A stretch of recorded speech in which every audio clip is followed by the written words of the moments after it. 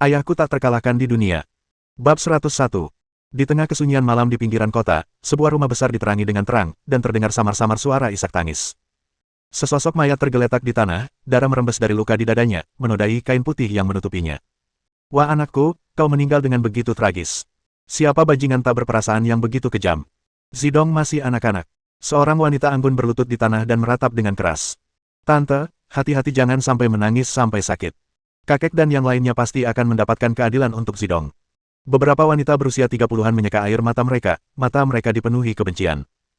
Liu Zidong selalu menjadi adik bungsu kesayangan mereka, dan sekarang setelah dia terbunuh, mereka berharap bisa segera menangkap pelakunya dan memotongnya menjadi 1000 bagian untuk membalaskan dendam adik bungsu mereka. Beberapa pria parubaya memiliki wajah dingin dan tegas serta tatapan mata yang penuh niat membunuh. Saat semua orang sedang berduka, seorang pria tua berambut abu-abu melangkah mendekat, wajahnya yang muram hampir meneteskan air mata. Ayah, kau harus membalaskan dendam Zidong. Melihat lelaki tua itu, wanita anggun itu segera bergegas maju, memeluk kakinya dan menangis terseduh-seduh. Melihat ini, Liu Chaobei buru-buru menarik istrinya menjauh, air mata menggenang di matanya, dan berkata dengan suara berat, Ayah, kau harus membela Zidong. Pria tua itu mengangguk, berjongkok di samping tandu tempat jenazah diletakkan, dan dengan gemetar mengulurkan tangan untuk menyingkirkan kain putih yang menutupi wajahnya. Saat melihat wajah yang sudah dikenalnya itu, yang pucat pasi, bahkan dengan kultivasi inti emasnya, ia tak kuasa menahan rasa panas di kepalanya dan pandangannya menjadi gelap. Liu Zidong adalah satu-satunya pewaris laki-laki dalam keluarga, dan sekarang dia telah terbunuh. Ini akan memusnahkan garis keturunan keluarga Liu. Siapa? Siapa yang melakukan ini? Suara lelaki tua itu terdengar mengerikan, dipenuhi dengan niat membunuh yang sangat kuat. Dua pria tahap pemurnian Qi yang menunggu di samping merasa terintimidasi oleh aura lelaki tua itu, tubuh mereka gemetar tak terkendali. Mereka tergagap, ya, dia adalah anggota tahap inti emas bernama Xiao Yao. Senior, kami hanya bertanggung jawab untuk membawa Tuan Muda Liu kembali, kami tidak tahu apapun selain itu. Xiao Yao aku akan mencabik-cabiknya. Lelaki tua itu meraung marah, suaranya yang besar menggema dan membuat seluruh rumah besar itu bergetar. Ayah, kultivator tubuh ini muncul entah dari mana. Dia pernah menghancurkan senjata spiritual tingkat rendah dengan tangan kosong dalam pertempuran melawan seseorang dengan level yang sama, yang membuatnya terkenal. Malam ini saja, dia seorang diri bertarung melawan 4 kultivator inti emas. Orang ini sangat kuat dan tidak boleh diremehkan. Liu Xiangdong, sebagai yang tertua di antara murid generasi kedua, memiliki tingkat kultivasi tahap inti emas awal. Karena sikapnya yang tenang dan terkendali, ia mengambil alih bisnis keluarga. Setelah kematian keponakannya, ia secara khusus mencari informasi tentang Xiao Yao, termasuk pertempuran malam itu. Namun, Liu Xiangdong tidak takut pada Xiao Yao misterius yang mengenakan topeng perak. Lagi pula, ayahnya sendiri adalah kultivator inti emas tingkat lanjut dan seorang ahli terkenal di perkumpulan tersebut. Jika tidak, kultivator keluarga Lin tidak akan menyanjungnya. Selain itu, karena dia dan saudara keduanya adalah kultivator inti emas tahap awal, bahkan jika Xiao Yao kuat, dia mungkin masih bisa membunuh mereka. Kakek, paman, kalian harus menangkap pembunuh itu hidup-hidup. Aku ingin mengulitinya hidup-hidup, sepotong demi sepotong, untuk membalaskan dendam saudaraku. Kata seorang wanita cantik dengan dingin. Ya, kita tidak bisa membiarkannya lolos begitu saja. Kita harus membuatnya merasakan bagaimana rasanya menjadi lebih buruk daripada mati. Beberapa wanita lain juga melangkah maju, wajah mereka dipenuhi kebencian yang mendalam. Lelaki tua itu mengangkat tangannya untuk menghentikan yang lain berteriak marah, dan memerintahkan dengan suara berat, Xiangdong, segera temukan keberadaan si pembunuh. Aku ingin menggunakan kepalanya untuk memberi upeti kepada cucuku yang malang. Nanti aku akan menghubungi beberapa teman lama, dan bersama-sama kita akan membunuh bajingan ini dan membalaskan dendam cucuku yang malang. Pria tua itu berbicara dengan gigi terkatup, suaranya dipenuhi kebencian yang mendalam. Mereka berani membunuh satu-satunya anggota laki-laki dari keluarga Liu, menyebabkan garis keturunan keluarga tersebut berakhir. Ini adalah kebencian yang tak dapat didamaikan. Ya, Liu Xiangdong buru-buru mengangguk setuju, mengeluarkan ponselnya dan menelepon, mencoba mencari tahu tentang pembunuh itu dari seorang teman yang bekerja di perkumpulan tersebut. Tak perlu mencari lagi, aku, Xiao, ada di sini. Tiba-tiba, sebuah suara dingin menggema di dalam mansion. Semua orang terkejut dan segera menoleh ke arah gerbang. Ledakan. Dengan suara dentuman keras, pintu kayu pir yang berat itu meledak, menyebabkan serpihan kayu berhamburan kemana-mana. Liu Xiangdong buru-buru melangkah maju, menghalangi pintu masuk aula. Dia menyalurkan energi spiritualnya dan melambaikan tangannya untuk menangkis serpihan kayu yang berterbangan seperti senjata tersembunyi. Dia menepis serpihan kayu yang menempel di lengan bajunya dan bertanya dengan suara berat, siapa kalian, bajingan, yang berani menerobos masuk ke rumah besar keluarga Liuku? Tak ada. Langkah kaki ringan terdengar, dan di bawah tatapan tegang keluarga Liu, seekor serigala biru sepanjang 2 meter dengan bangga mengangkat kepalanya dan perlahan berjalan masuk melalui pintu yang rusak. Auwo! Serigala biru itu mengangkat kepalanya dan mengeluarkan lolongan panjang, bulunya yang lembut berkibar tertiup angin, tampak sangat megah. Gou Sheng semakin terobsesi dengan misi menghancurkan gerbang musuh. Di matanya, itu adalah kehormatan yang hanya diperuntukkan bagi Antek nomor 1. Dua orang bernama Yang dan Jiang bahkan belum sempat menjadi yang pertama menyerang. Gou Sheng menyipitkan matanya dengan angkuh, mari kita lihat apa yang kau punya untuk menyaingi aku. Ini dia. Inilah yang membunuh Zidong. Kakek, cepat tangkap binatang buas ini. Ketika anggota keluarga Liu melihat pelaku yang membunuh Liu Zidong, mata mereka merah padam karena amarah, dan mereka menggertakkan gigi karena benci, berharap bisa mencabik-cabik binatang buas ini seketika. Wah! Gou Sheng melihat sekelompok orang di hadapannya menggertakkan gigi karena benci, lalu mendengus puas dan mengangkat kepalanya yang angkuh lebih tinggi lagi. Bang! Tiba-tiba, sebuah kaki besar menendang bagian belakang tubuhnya yang tebal, disertai suara yang dibencinya, anjing bodoh, sudah kubilang jangan menghalangi jalanku. Guk-guk. Gou Sheng langsung marah, bulunya berdiri tegak, dan dia berbalik untuk menggigit dengan kilatan ganas di matanya. Tepat ketika hendak membuka mulutnya untuk menggigit, ia akhirnya melihat wajah orang di belakangnya, dan bulunya merinding seperti duri landak. Serigala itu, dengan mulut terbuka lebar dan lidah menjulur keluar, ekor bergoyang riang, dan kepalanya yang besar menggesek-gesekkan ke kaki orang tersebut, seketika berubah dari serigala yang agung menjadi anjing pangkuan. Ia terus mengirimkan pesan suara yang memuji, Tuanku yang terhormat, saya adalah anjing Anda yang paling setia. Benar-benar tidak tahu malu. Yang Changsheng dan Jiang Yifeng saling bertukar pandang, mata mereka dipenuhi kekecewaan. Sayang sekali kita tidak bisa mencabut beberapa gigi anjing kurap itu. Saat bos besar itu menendang Gou Sheng, Jiang Yifeng memanfaatkan kesempatan itu untuk berteriak, anjing bodoh. Ketika Gou Sheng mendengar suara itu, dia salah mengira itu adalah manusia jahat yang menendangnya, jadi dia membuka mulutnya dan menggigit tanpa menahan diri. Namun, setelah melihat penampilan Xiao Chen dengan jelas, sikapnya langsung berubah. Seperti yang diharapkan dari iblis tua yang telah hidup selama ribuan tahun, reaksinya sangat cepat. Xiao Chen tentu saja tidak mengetahui lokasi rumah keluarga Liu, jadi dia meminta Jiang Yifeng untuk menyelidikinya.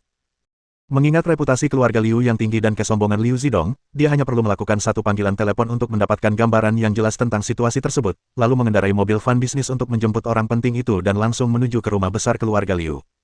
Mereka telah mendengar semua yang dikatakan keluarga Liu di luar. Namun itu tidak penting, karena tujuan kita datang ke sini hari ini adalah untuk menghilangkan masalah ini sepenuhnya. Mengingat kepribadian Xiao Chen, karena mereka sudah menjadi musuh, akan lebih mudah untuk membunuh mereka semua. Bab 102. Meskipun itu adalah pertemuan pertama mereka, reputasi Xiao Yao yang menakutkan telah menyebar luas di dunia kultivasi, dan prestasinya yang gemilang dalam mengalahkan 4 kultivator inti emas dari guild telah menjadikannya idola bagi generasi muda. Pria tua itu menatap intensely pada pemuda yang tiba-tiba muncul, matanya yang berkabut memperlihatkan ekspresi serius. Dengan pengetahuan yang dimiliki oleh orang yang lebih tua, ia tidak akan memandang rendah orang lain karena penampilan mereka yang masih muda. Sebaliknya, ia akan lebih menghargai mereka karena penampilan muda tersebut. Seiring meningkatnya tingkat kultivasi seseorang, umur hidupnya pun secara alami meningkat. Inilah alasan mendasar mengapa begitu banyak orang rela menentang takdir dan berkultivasi. Siapa yang tidak ingin hidup 500 tahun lagi? Namun, kultivasi juga bergantung pada individu dan bakat mereka. Beberapa orang memiliki bakat yang terlalu sedikit, dan sekeras apapun mereka berusaha, mereka hanya bisa bertahan di tahap pemurnian ki sepanjang hidup mereka. Mereka yang memiliki bakat yang cukup, dengan usaha dan bantuan ramuan, mungkin dapat menembus ke ranah pendirian fondasi, yang akan memperpanjang umur mereka secara signifikan. Dengan umur yang lebih panjang, mereka secara alami menua jauh lebih lambat daripada orang biasa. Banyak kultivator tingkat pendirian fondasi yang berbakat masih mempertahankan penampilan seseorang berusia 20-an atau 30-an, bahkan ketika mereka sudah berusia lebih dari 40 tahun. Jika seseorang dapat dengan cepat menembus ke alam inti emas, bukan tidak mungkin untuk mempertahankan penampilan seseorang yang berusia 20-an. Namun, di bintang biru, di mana energi spiritual relatif langka, dibutuhkan bakat yang sangat tinggi untuk mencapai hal itu. Sebaliknya, jika tingkat kultivasi seseorang gagal menembus batas, tubuh akan menua secara bertahap. Tentu saja, banyak kultivator wanita yang mencintai kecantikan akan mengonsumsi sejumlah besar energi spiritual untuk memperlambat proses penuaan dan mempertahankan kecantikan mereka. Bahkan ketika mereka berusia 60-an atau 70-an, mereka tampak seperti wanita muda berusia 30-an. Namun, untuk mempertahankan konsumsi berkelanjutan, seseorang setidaknya harus berada di tahap Golden Core. Selain itu, para kultivator pria, dalam mengejar alam yang lebih tinggi, umumnya tidak mau membuang energi spiritual mereka yang berharga untuk penampilan mereka. Faktanya, pria sangat setia. Baik mereka pria muda berusia 20-an atau pria tua berusia 70-an atau 80-an, mereka semua menyukai gadis muda berusia 20-an. Lagi pula, selama kamu punya uang dan kekuasaan, kamu masih bisa menemukan wanita muda dan cantik untuk menjadi istrimu. Oleh karena itu, ahli binaraga yang menyebut dirinya riang dan dapat mempertahankan penampilan awet muda ini pastilah salah satu orang yang memiliki bakat luar biasa. Orang tua itu diam-diam bertekad bahwa apapun harganya, jenius kultivasi seperti itu tidak boleh dibiarkan hidup, jika tidak, dia pasti akan menjadi ancaman besar di masa depan. Tidak ada fluktuasi energi spiritual pada tubuh pemuda itu. Tampaknya, seperti yang diceritakan dalam legenda, dia adalah seorang kultivator tubuh yang hanya melatih tubuhnya dan bukan kinya. Pantangan terbesar saat berurusan dengan kultivator tubuh adalah membiarkan mereka mendekat. Jika tidak, dengan fisik kultivator tubuh yang kuat, kultivator pemurnian ki hanya akan menderita.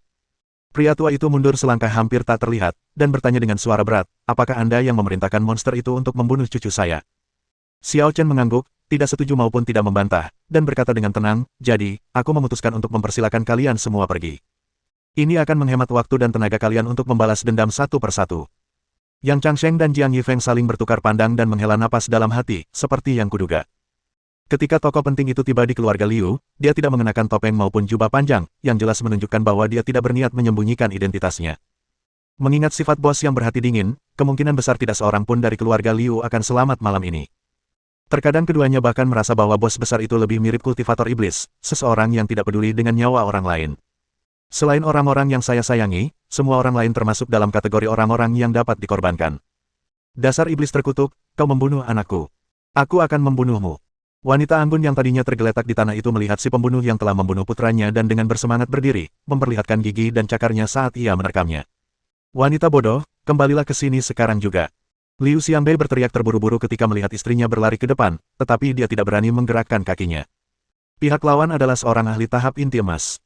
Bagaimana mungkin Liu Xiangbei, seorang kultivator tahap pembentukan fondasi akhir, berani sebodoh itu mendekat? Lebih aman untuk tetap berada di sisi ayahnya. Saat wanita anggun itu bergegas mendekat hingga jarak 5 meter, Gou Sheng, yang sedang berbaring di tanah, tiba-tiba menoleh dengan tajam. Desir. Bayangan kebiruan muncul sekilas, dan cakar tajam menyentuh ringan dahi wanita itu. Saat muncul kembali, hewan itu telah kembali ke kaki Xiao Chen dan berubah kembali menjadi anjing puk yang jinak. Wanita anggun itu berdiri di sana, matanya yang penuh amarah perlahan kehilangan kilaunya. Cih! Darah menyembur keluar dari bagian belakang kepalanya, dan tubuhnya ambruk lemas ke tanah. Sebagai pesuruh yang paling setia, selain melindungi Tuan dan membersihkan kotoran Tuan, sudah sewajarnya juga untuk mencari tahu keinginan Tuan. Ia tahu bahwa roh jahat itu menyukai kebersihan dan tidak tahan dengan pemandangan yang terlalu berdarah. Gou Sheng menyeringai, tampak puas dan sangat bangga dengan mahakaryanya. Gagah aku telah membersihkan serangga yang mengganggu untuk tuanku dengan bersih dan efisien, dan aku telah melakukan perbuatan baik lainnya. Bibi keempat. Beberapa wanita berteriak sedih. Kau sudah keterlaluan. Alis lelaki tua itu berkerut, wajahnya dipenuhi amarah.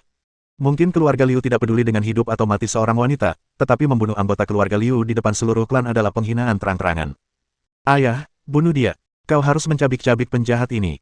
Liu Xiangbei menatap wanita yang tergeletak di tanah, matanya yang merah dipenuhi kebencian dan amarah. Dia membunuh putranya terlebih dahulu, dan sekarang dia membunuh istrinya.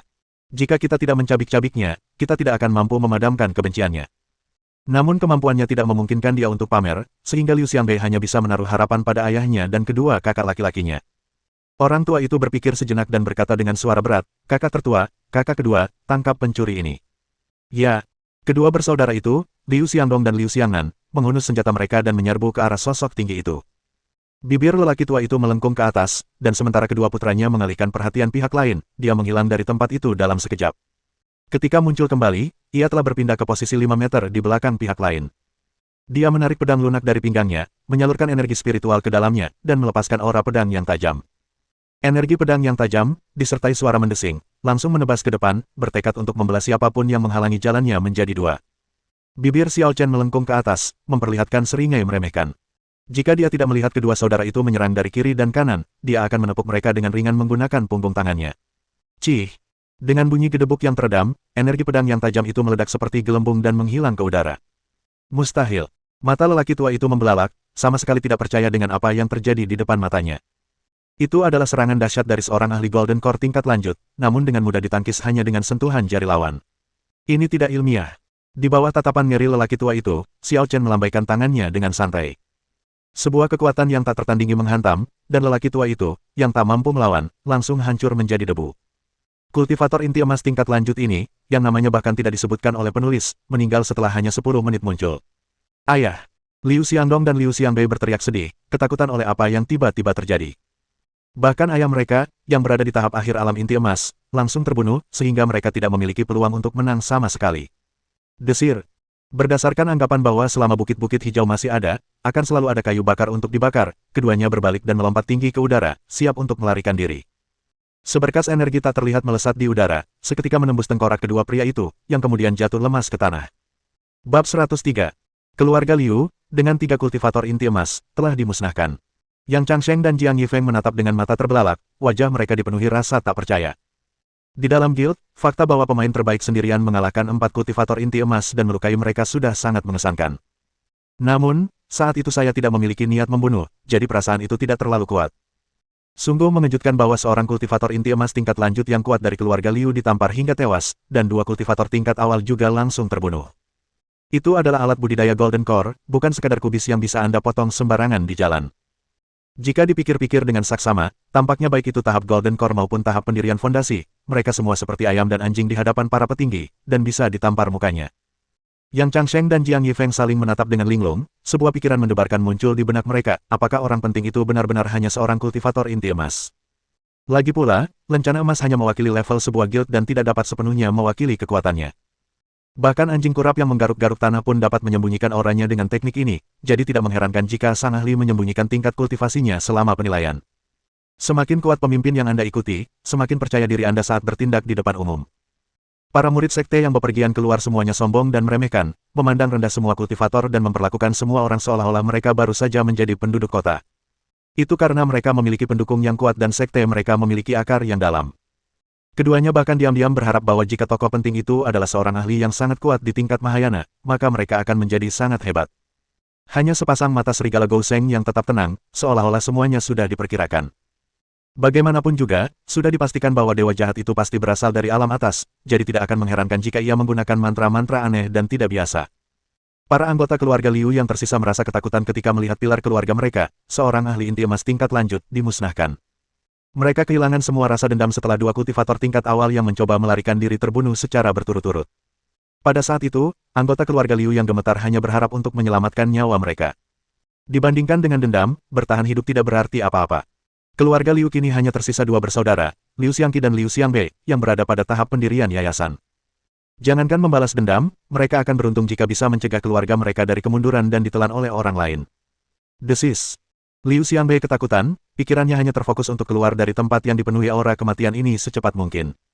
Dia berbalik dan melompat ke balok atap dari sisi lain atap.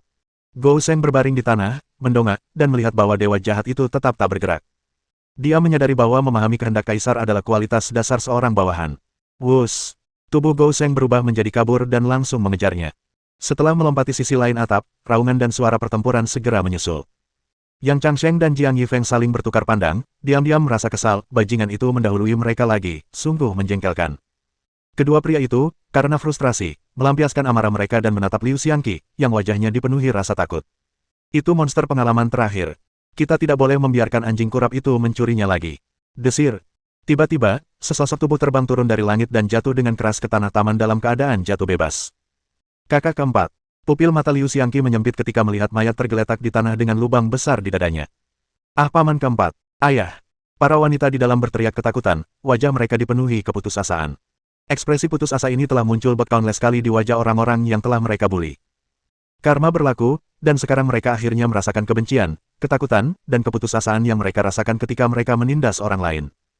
Gouseng mendarat dengan lincah menggunakan tubuhnya yang besar, melangkah dengan penuh percaya diri dan mengangkat kepalanya dengan bangga, tampak angkuh. Gaga Raja Anjing telah melakukannya lagi. Tidak, itu belum cukup. Dewa Iblis mengeluarkan sebuah tas, menjelaskan. Kepala serigala raksasa itu berputar, senyum menjilatnya langsung lenyap saat ia menatap tajam ke arah satu-satunya anggota laki-laki keluarga Liu, sambil meneriakkan suaranya, serahkan semua batu roh, atau aku akan menunjukkan padamu apa artinya berharap kau mati. Melihat tatapan persetujuan Xiao Chen, Gouseng menjadi semakin bersemangat, mengangkat kepalanya dan mengeluarkan lolongan panjang, melepaskan aura kuat yang menekan keluarga Liu. Liu Xiangqi tak lagi bisa terkejut bahwa serigala kayu hijau tahap pendirian dasar mampu mengirimkan suaranya. Setelah menyaksikan ayah dan ketiga saudara laki-lakinya dibunuh satu persatu, dia sangat ketakutan, dan satu-satunya pikirannya adalah untuk bertahan hidup. Tanpa ragu, dia mengangguk dan berkata, ya, mereka semua ada di ruang rahasia bawah tanah. Apa yang kalian tunggu? Cepat antarkan kami ke sana. Jiang Yifeng sigap dan mengambil tas dari tanah, mendesak mereka untuk segera pergi. Gouseng menoleh dan menatap tajam kedua orang yang mencoba mencuri pujian itu, sambil mengeluarkan geraman rendah tanda ketidakpuasan. Mengabaikan tatapan mengancam itu, Jiang Yifeng dan Yang Changsheng masing-masing memegang Liu Xiangqi dari kiri dan kanan lalu menuju ke ruangan rahasia bawah tanah di halaman belakang. Dia terus menenangkannya, jangan khawatir, kami hanya di sini untuk menagih hutang. Liu Zidong berhutang 10.000 batu spiritual padamu. Membayar hutang itu wajar, bukankah itu masuk akal? Liu Xiangqi mengangguk cepat tanda setuju, dalam hati menggeram, jika kau berhutang pada kami, katakan saja. Keluarga Liu kami adalah keluarga yang masuk akal dan tidak akan pernah gagal membayar hutang. Apa maksudmu membunuh 4 orang tanpa mengucapkan sepatah kata pun? Guk-guk. Gou Sheng menggeram tidak puas tetapi tidak berdaya, karena cakarnya tidak bisa memasukkan batu spiritual ke dalam tas. Sekalipun kau pergi, kau hanya bisa menatap batu roh dan meneteskan air mata dengan sia-sia. Lebih dari 10 menit kemudian, keduanya kembali membawa tas. Dilihat dari beratnya yang membuncit, tas-tas itu berisi setidaknya 30.000 batu roh. Jiang Yifeng meletakkan tas itu di depan Xiao Chen dan berkata dengan senyum menjilat, "Bos, batu spiritual dan bunga yang harus dibayar anak itu semuanya ada di sini. Agak sedikit, mohon jangan dipermasalahkan. Kau kehilangan satu yoyo. Kau telah mengosongkan gudang batu spiritual keluarga." Liu Xiangqi mengeluh dalam hati, tampak sedih. Wah! Gou Sheng mengibaskan ekornya dengan penuh semangat dan menggosokkan kepalanya ke kaki celana tuannya dengan penuh hormat. Xiao Chen tersenyum dan menegur, "Baiklah, tidak perlu menjilatku. Aku akan menepati janjiku." Gou Sheng dengan gembira mengangkat kepalanya dan melolong, ekornya bergoyang-goyang seperti kipas angin, menimbulkan embusan angin di halaman. Yang Changsheng dan Jiang Yifeng saling bertukar pandang, mata mereka melebar penuh rasa ingin tahu, ingin sekali melihat tuntutan apa yang akan dikabulkan bos besar kepada bajingan itu. Xiao Chenlei membuka resleting tas di tanah, dan dengan lambaian tangannya, satu demi satu, batu spiritual sebening kristal melesat keluar dan tersusun rapi di tanah sesuai dengan lintasannya. Tak lama kemudian, sebuah susunan pengumpul roh yang terdiri dari 3.000 batu roh didirikan. Xiao Chen mengangkat dagunya dan berkata dengan tenang, "Apakah kau tidak akan masuk?" Wow, Gou Sheng menggonggong dengan gembira. Tubuhnya yang besar dengan lincah melompat ke dalam lingkaran di tengah susunan pengumpul roh. Yang Changsheng dan Jiang Yifeng akhirnya mengerti bahwa bos besar akan membantu si bajingan meningkatkan kekuatannya, dan mereka tidak bisa menahan rasa iri. Xiao Chen mengambil sebuah batu spiritual dan menjentikkannya perlahan dengan jari-jarinya yang ramping. Desir. Batu roh itu berubah menjadi parabola dan mendarat tepat di ruang kosong terakhir. Bas. Susunan pengumpul roh diaktifkan. Bab 104. 3.000 batu spiritual memancarkan cahaya kristal, dan energi spiritual yang terkandung di dalamnya dirangsang dengan bantuan formasi tersebut. Susunan pengumpul roh itu seperti sebuah penutup, yang terus-menerus menyerap energi spiritual dari udara, sementara gumpalan energi spiritual yang keluar dari batu-batu spiritual secara bertahap berkumpul bersama. Energi spiritual di dalam formasi itu begitu pekat sehingga perlahan mulai berkabut, dan Gou Sheng menyipitkan mata seolah-olah berada di negeri dongeng. Energi spiritual yang begitu melimpah. Yang Changsheng dan Jiang Yifeng menatap dengan mata terbelalak, dipenuhi rasa iri. Dengan tumbuh di lingkungan spiritual yang begitu kaya, bahkan seekor babi pun bisa menjadi roh. Bersembunyi di antara para wanita, Liu Xiangqi melupakan rasa takutnya dan menatap dengan terkejut pada pemandangan di taman itu, matanya dipenuhi rasa iri. Jika dia bisa berkultivasi di tempat dengan energi spiritual yang melimpah seperti itu, mencapai tahap inti emas akan segera terwujud. Namun, seiring dengan terus meningkatnya energi spiritual, mereka tidak lagi merasa iri. Bahkan, mereka sedikit merasa takut. Energi spiritual terus dilepaskan, dan kabut yang menyelimutinya secara bertahap menunjukkan tanda-tanda pencairan. Meskipun energi spiritual yang melimpah sangat diinginkan, tidak ada saluran untuk menyalurkannya di dalam formasi tersebut. Bahkan jika para kultivator di dalamnya tidak mengedarkan teknik kultivasi mereka, energi spiritual yang sangat padat tetap akan meresap melalui pori-pori mereka. Dantian seorang kultivator memiliki kapasitas yang cukup besar, tetapi begitu melebihi titik kritis, dantian akan hancur oleh energi spiritual yang pekat, dan meridian akan rusak, mengubah kultivator tersebut menjadi lumpuh. Krisis dan peluang hidup berdampingan. Bagi seorang kultivator seperti Yang Changsheng yang terutama berfokus pada kultivasi Qi, tubuh fisiknya relatif rapuh, dan dia mungkin tidak mampu menahan gelombang energi spiritual yang begitu kuat. Bahkan pada saat ini, Gou Sheng, sebagai makhluk iblis, mulai merasakan tekanan pada fisiknya yang kuat akibat limpahan energi spiritual yang melimpah. Lagi pula, ia telah memurnikan inti dan esensi emas, dan sudah berada pada titik kritis terobosan. Yang kurang hanyalah kesempatan, bukan energi spiritual. Saat ini, orang tersebut sudah makan kenyang dan jelas-jelas sudah kekenyangan, namun terus saja memasukkan makanan ke dalam perutnya. Bagaimana mungkin ia tidak tersedak dan memutar matanya? Gou Sheng memejamkan matanya erat-erat, menggertakkan giginya, dan mati-matian mencoba memampatkan energi iblis yang sedikit mencair di dalam dirinya. Pengetahuannya jauh melampaui yang lain, dan ia tahu bahwa ini adalah kesempatan langka. Inti emas yang terkondensasi dari energi iblis yang terus-menerus dikompresi di bawah energi spiritual yang melimpah akan lebih murni dan lebih besar daripada yang setara. Kekuatan tempurnya tentu saja melampaui kekuatan tempur unit lain di level yang sama. Alis Gou Sheng semakin berkerut. Akhirnya, tak sanggup menahan diri lagi, ia mengangkat kepalanya dan mengeluarkan lolongan panjang. Seteguk energi spiritual murni dan kaya seolah menemukan jalan keluar, menyembur keluar dari mulutnya yang merah darah. Fluktuasi energi iblis yang begitu dahsyat. Anjing kurap itu akan segera menerobos. Yang Changsheng dan Jiang Yifeng tampak serius, mata mereka dipenuhi rasa iri yang mendalam. Xiao Chen melirik keduanya dan berkata sambil tersenyum tipis, kalian tidak perlu terburu-buru. Asah saja energi spiritual kalian, dan kalian akan berhasil menembus batas cepat atau lambat. Situasi orang itu istimewa, jadi tidak ada perbandingan. Sebagai mantan Raja Iblis di tingkat Mahayana, Gou Sheng lebih memperhatikan penguatan fondasinya sejak hari pertama pelatihan ulangnya. Jika tidak, dengan kemampuan dan pengetahuannya, dia pasti sudah menembus ke alam yang lebih tinggi. Untungnya, ia mengenali pemilik baru. Jika tidak, dengan fondasi yang sangat kokoh, akan sangat sulit untuk menembus ke level berikutnya. Setelah mengeluarkan lolongan panjang, Gou Sheng memfokuskan pikirannya, dan energi iblisnya yang padat dan terwujud mulai berputar seperti pusaran, perlahan berubah menjadi inti emas ukuran mutiara bercahaya. Eliksir emas itu mengapung dan berputar terus-menerus di lautan kesadaran. Tiba-tiba, ia bergetar hebat dan memancarkan cahaya menyilaukan yang seketika menerangi seluruh lautan kesadaran. Bas! Tubuh Gou Sheng yang besar bergetar, dan aura yang tak tertandingi memancar keluar. Ledakan! Batu spiritual, yang telah kehilangan seluruh energi spiritualnya dan berubah menjadi batu biasa, meledak hebat akibat benturan aura, berubah menjadi tumpukan bubuk yang tersebar di udara. Jiang Yifeng mengangkat alisnya, suaranya dipenuhi rasa iri dan gembira, bajingan itu berhasil. Xiao Chen mengangguk sedikit, senyum lega muncul di bibirnya. Dengan ketukan kaki yang ringan dan tak terdengar, sosoknya menghilang tanpa suara. Yang Changsheng dan Jiang Yifeng saat itu sepenuhnya fokus pada Gou Sheng, dan tidak menyadari bahwa bos besar di sebelah mereka telah menghilang. Awo! Gou Sheng mengangkat kepalanya dan meraung, dan ramuan emas kental itu membuatnya sangat gembira. Setelah 2 kali naik ke alam inti emas, ia jelas merasa bahwa kekuatan tempurnya jauh lebih kuat daripada sebelumnya pada level yang sama. Begitu aku kembali ke kondisi semula, balas dendam pasti akan terjadi. Dasar bajingan, meskipun aku enggan, selamat atas keberhasilanmu menembus ke alam inti emas. Kata Jiang Yifeng dengan ekspresi enggan, tetapi di dalam hatinya ia merasa senang. Wow, Gou Sheng dengan bangga mengangkat kepalanya, melirik keduanya dari samping, mata serigalanya penuh dengan penghinaan. Kamu! Marah karena tatapan menghina itu, Jiang Yifeng menghunus pedang panjangnya dengan bunyi dentang dan menyerbu maju untuk bertarung, sambil berteriak, Yang tua, jangan tahan aku. Aku akan berduel dengan anjing kurap itu.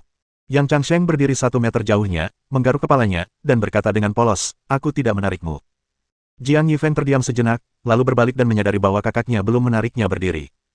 Ia berkata dengan tatapan kesal, Yang tua, kau rekan tim yang buruk sekali, tidak bisakah kita bersenang-senang bermain bersama? Fiu fiu fiu. Tiba-tiba, angin kencang bertiup, membuat rambutnya berkibar dan pakaiannya berdesir. Di langit, awan gelap dengan cepat berkumpul, menyelimuti seluruh rumah besar itu. Yang Changsheng mengangkat kepalanya, memandang awan gelap, dan bergumam bingung, bagaimana langit bisa berubah begitu tiba-tiba. Jiang Yifeng masih ingat saat ditipu dan tak kuasa menahan diri untuk menggoda, seharusnya kau berteriak, saatnya memasukkan cucian ketika ada petir. Boom! Begitu mereka selesai berbicara, gemuruh guntur yang teredam bergema dari awan gelap, mengejutkan mereka berdua hingga mundur. Gou Sheng mendongak ke arah awan gelap, tatapan seriusnya memperlihatkan kegembiraan. Dia melirik ke samping ke arah 2 orang yang sedang bercanda itu, menyeringai lebar, dan diam-diam merasa puas, aku tidak akan memberitahumu, aku tidak akan memberitahumu. Saat awan gelap berkumpul, gemuruh guntur yang teredam semakin lama semakin intens. Cuacanya aneh sekali, sobat. Sebentar lagi hujan, ayo cepat berangkat, sobat. Jiang Yifeng terus berbicara sendiri, tetapi setelah menunggu beberapa saat tanpa mendapat jawaban, dia berbalik dan mendapati bahwa bos besar telah tiba di lereng bukit sejauh 500 meter, dan menatapnya sambil tersenyum. Yang Changsheng menatap awan gelap dengan penuh pertimbangan, lalu tiba-tiba ekspresinya berubah drastis, dan dia berteriak dengan tergesa-gesa, orang gila, lari. Ini adalah kesengsaraan petir tingkat lanjut dari anjing kurap itu. Jiang Yifeng terdiam sejenak, lalu menyadari bahwa dia pernah melihatnya di sebuah buku klasik sebelumnya. Beberapa kultivator dengan bakat luar biasa dan kekuatan dahsyat akan memicu cobaan langit dan bumi ketika mereka maju dalam kultivasi mereka. Mereka yang selamat akan menerima manfaat besar, sementara mereka yang gagal akan disambar petir dan menjadi abu. Kisah-kisah seperti itu, yang hanya ada dalam teks-teks kuno, sangat langka dan sulit ditemukan. Sungguh tak terduga bahwa mereka benar-benar menemukan salah satunya. Lebih tragis lagi, mereka berdiri tepat di tengah-tengah tersambar petir, di sebelah anjing yang sakit parah itu.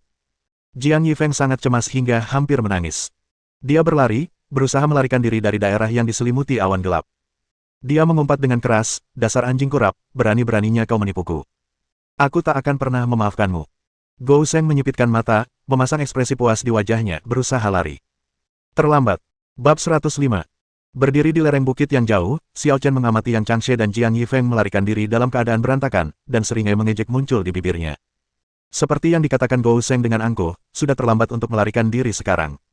Awan kesengsaraan telah mengunci setiap orang dalam jangkauannya. Setiap orang dalam jangkauan yang terkunci harus menjalani kesengsaraan surgawi mereka sendiri. Tidak peduli seberapa jauh mereka melarikan diri, mereka tidak dapat lolos.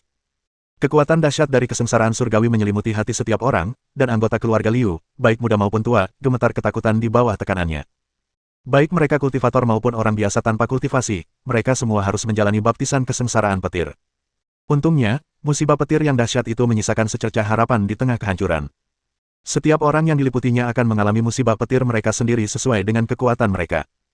Yang Changsheng dan Jiang Yifeng akan mengalami cobaan petir selama tahap pembentukan fondasi.